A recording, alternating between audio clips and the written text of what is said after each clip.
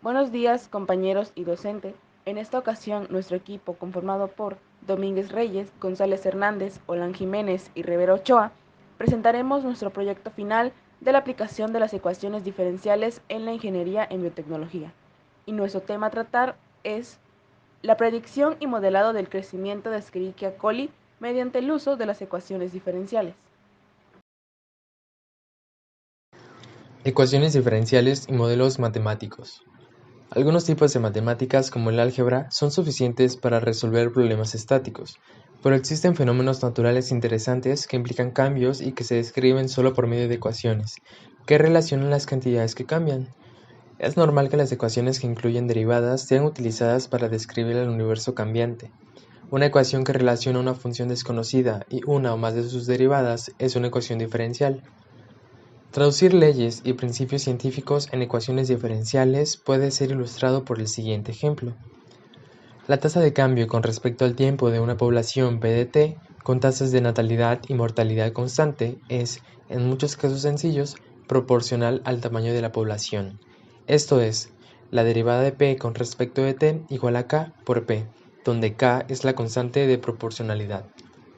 En este ejemplo de población, el problema del mundo real es el de determinar la población en un momento futuro, y es aquí donde podemos introducir el término modelo matemático, que consiste en una lista de variables que describe la situación dada, junto con una o más ecuaciones que relacione esas variables que son conocidas o se supone que son válidas, esto según algunos autores.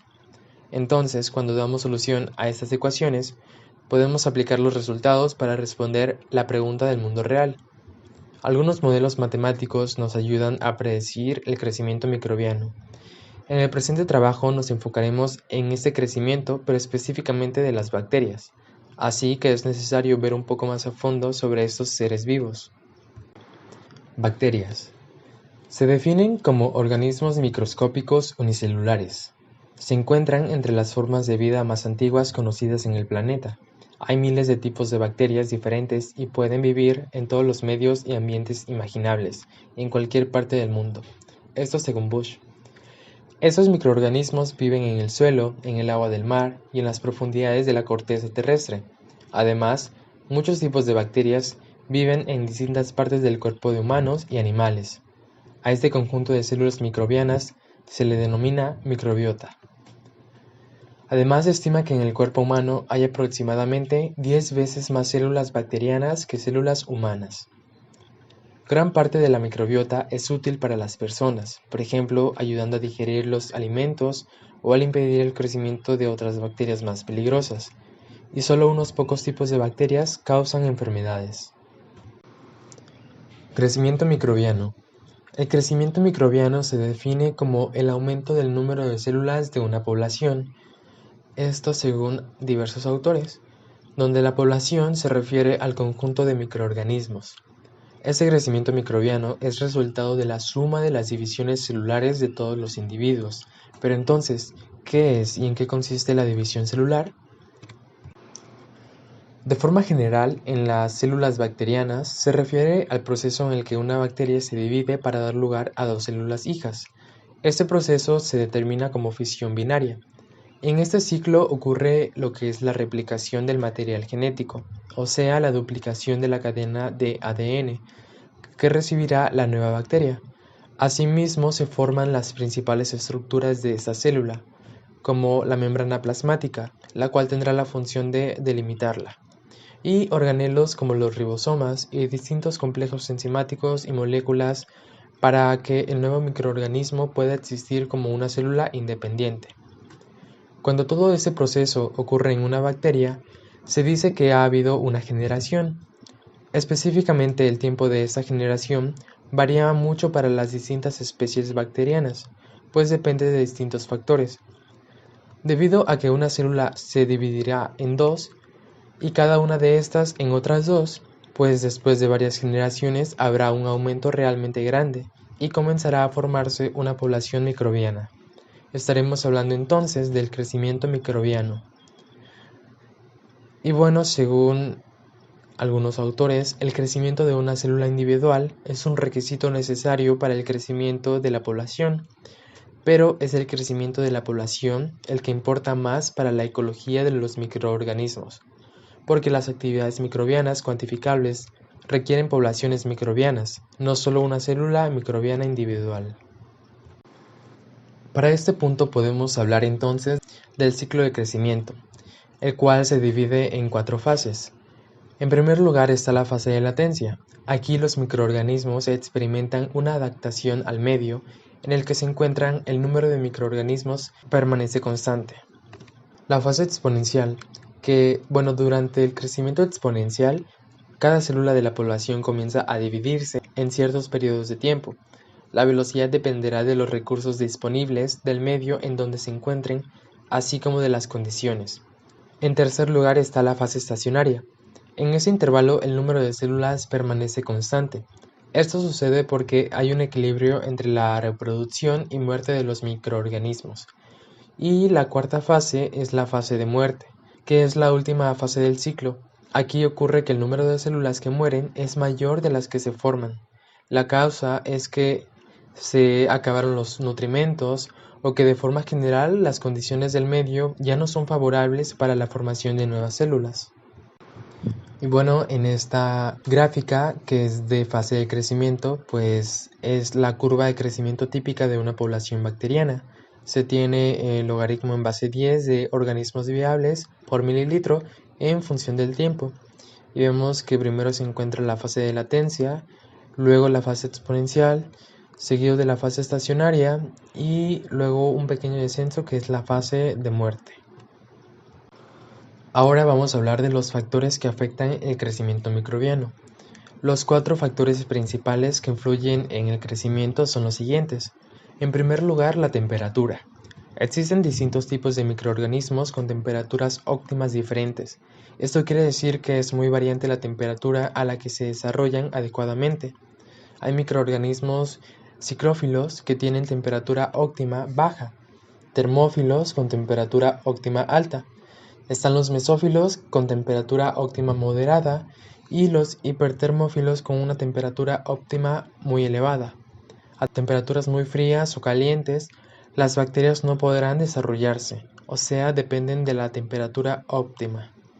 En segundo lugar está el pH. Cada microorganismo tiene un intervalo de pH en el que se desarrolla de forma óptima. Los microorganismos que se desarrollan sin problema en un rango de pH de 5.5 a 7.9 se conocen como neutrófilos. Los que crecen mejor en un pH por debajo de 5.5 son acidófilos y en cambio los que tienen valores óptimos de pH altos a partir de 8 se denominan alcalófilos. Un incremento en el pH del medio de microorganismos acidófilos afectará considerablemente su crecimiento y lo mismo ocurrirá si hay una disminución de este factor en el medio de los alcalófilos. El tercer factor que afecta es la osmolaridad. La ósmosis es un proceso en el que el agua se difunde de una región donde hay una baja concentración de solutos a una región con alta concentración de solutos.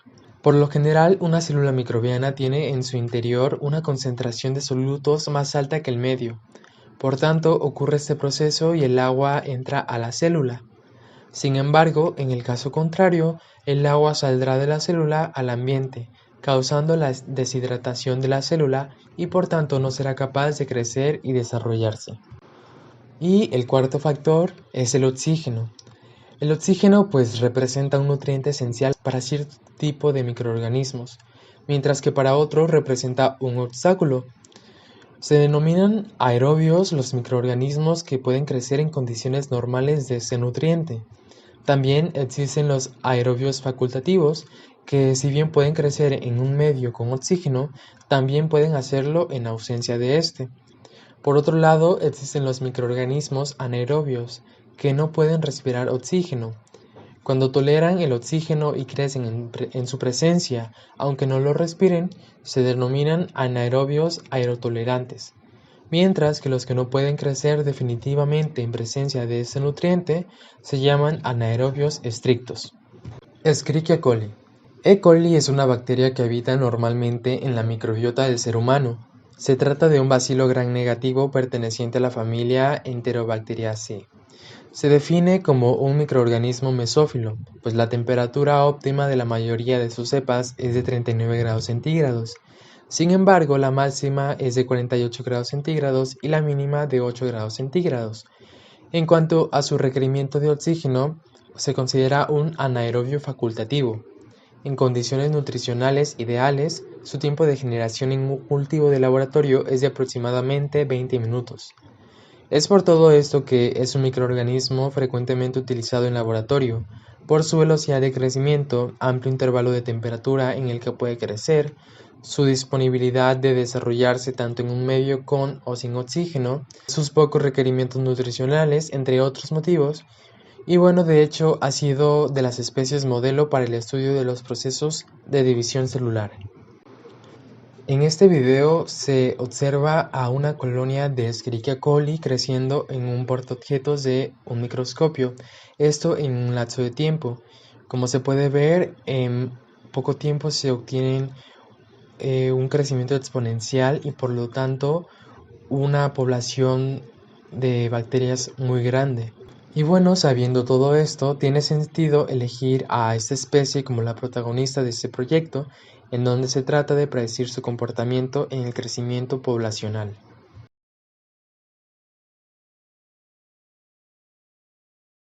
El método característico de reproducción bacteriana es la fisión binaria. Una célula se divide produciendo dos células. Si partimos de una sola bacteria, el incremento de la población se hace en progresión geométrica con un intervalo de tiempo requerido, que se le conoce como tiempo de generación. Para la Escherichia coli, una bacteria que se encuentra comúnmente en el tracto intestinal de las personas puede ser tan corto como de 15 a 20 minutos. Pero para hablar del crecimiento de la bacteria E. coli, deben tomar en cuenta diferentes aspectos, tales como son la temperatura, el pH, la presión osmótica, el tiempo, las cantidades de carbono, nitrógeno, azufre, fósforo y oxígeno, de las cuales aquí utilizaremos solo la temperatura y el tiempo.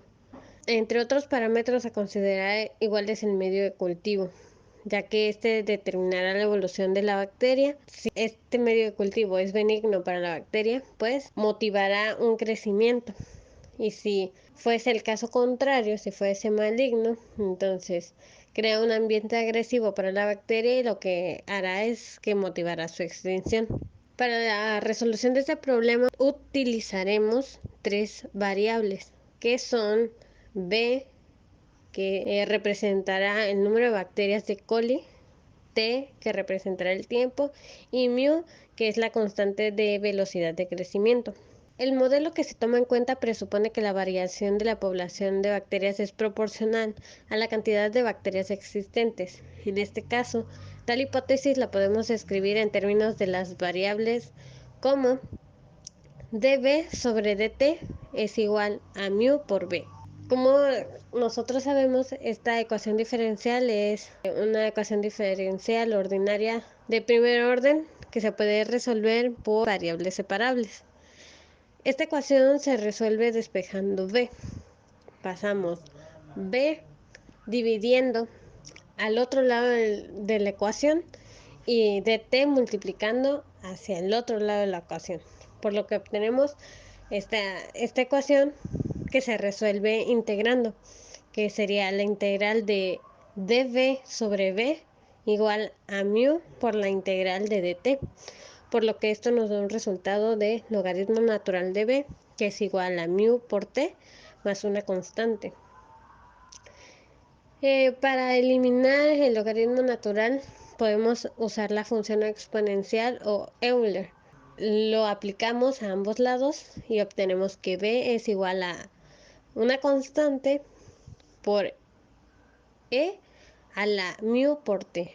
Sea t igual a 0 para el tiempo de duplicación en t0, tenemos que la constante vale a una célula por mililitro, por lo que esta constante tiene un valor de 1.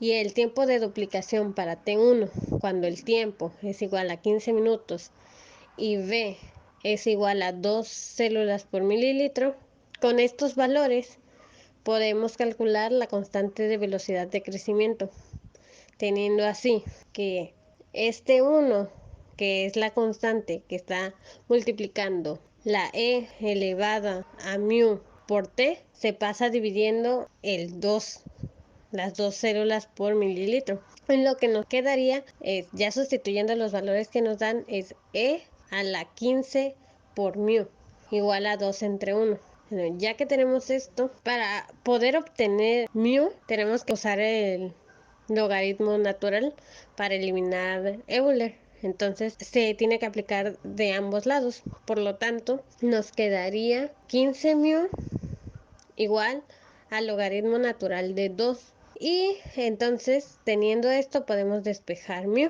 que quedaría mu igual a 1 sobre 15 por logaritmo natural de 2 sobre 1.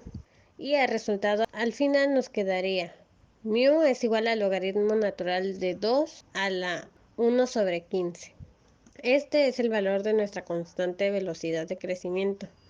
Entonces, para calcular el tiempo de generación, tenemos que g, que es el tiempo de generación, es igual al logaritmo natural de 2 sobre mu, y que esta a su vez es igual a 15.